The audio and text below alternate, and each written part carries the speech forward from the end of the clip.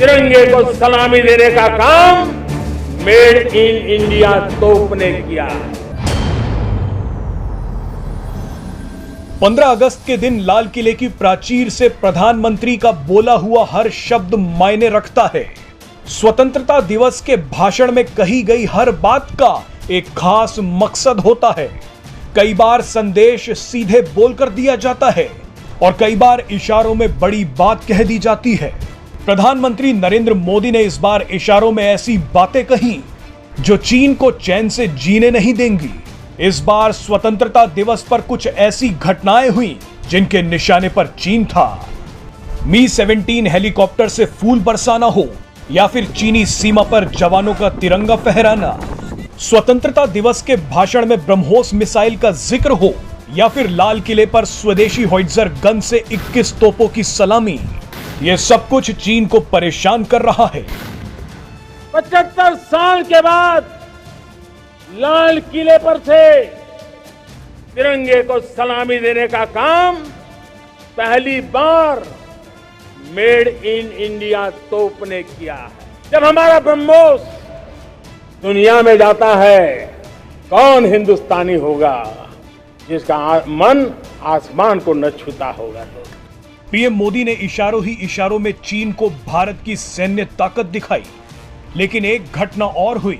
ये 5वीं बिजली थी जो चीन पर गिरी। पीएम मोदी ने आर्थिक मोर्चे पर भी चीन को घेरा। पीएम मोदी ने अपने संबोधन में छोटे बच्चों को सैल्यूट किया। पीएम मोदी ने कहा कि आज 5 साल का बच्चा जब ये कहता है कि वो विदेशी खिलौनों से नहीं खेलेगा तो आत्मनिर्भर भारत उसकी रगों में दौड़ता है। लेकिन आज स्वदेशी खिलौनों की बात करके प्रधानमंत्री नरेंद्र मोदी ने चीन को एक बड़ा झटका दिया है।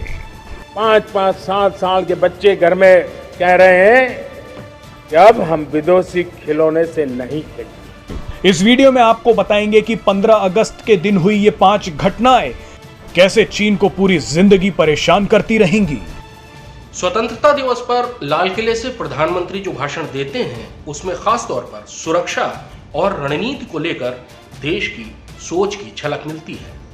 इस बार स्वतंत्रता दिवस पर लाल किले से प्रधानमंत्री ने अपने उद्बोधन में एक बार भी पाकिस्तान का नाम नहीं लिया, नाम तो चीन का भी नहीं लिया, लेकिन कई ऐसे संकेत थे जिससे ये साफ होता है कि भारत चीन से मुकाबले के लिए पूरी तौर पर तैयार है और ये दृढ़ता लाल किले से नजर भी आई। पहला संकेत था स्वदेशी तोप A-टैग्स का लाल किले से फायर करना और प्रधानमंत्री का अपने उद्बोधन में उस तोप का जिक्र करना।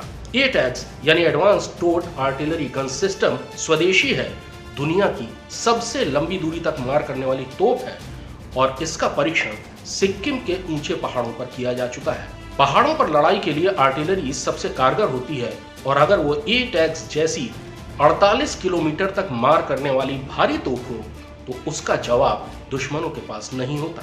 LAC पर A-टैग्स की तैनाती भारत के उत्तरी मोर्चे की सुरक्षा के लिए बहुत बड़ा कदम होगा।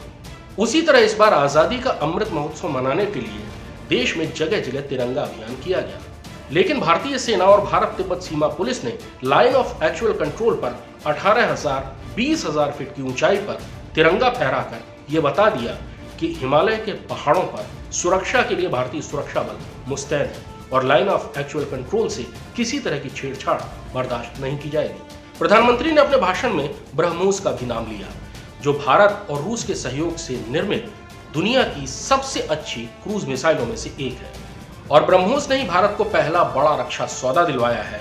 फिलीपींस ने भारत से ब्रह्मोस खरीदी है। वो फिलीपींस जिसकी चीन से शत्रुता है और उसको चीन से हमेशा खतरा बना रहता है। यानी भारत न केवल अब अपनी सुरक्षा के लिए चैतन्य है बल्कि वो उन देशों की भी मदद कर रहा है जो चीन से परेशान है। लाल किले से पुष्प वर्षा के लिए मी-17 हेलीकॉप्टर्स का इस्तेमाल किया गया। मी-17 हेलीकॉप्टर भारतीय वायुसेना का सबसे महत्वपूर्ण हेलीकॉप्टर है जिसके जरिए लाइन ऑफ एक्चुअल कंट्रोल यानी हिमालय के ऊंचे इलाकों में तैनात सैनिकों को रसद सामग्री पहुंचाई जाती है।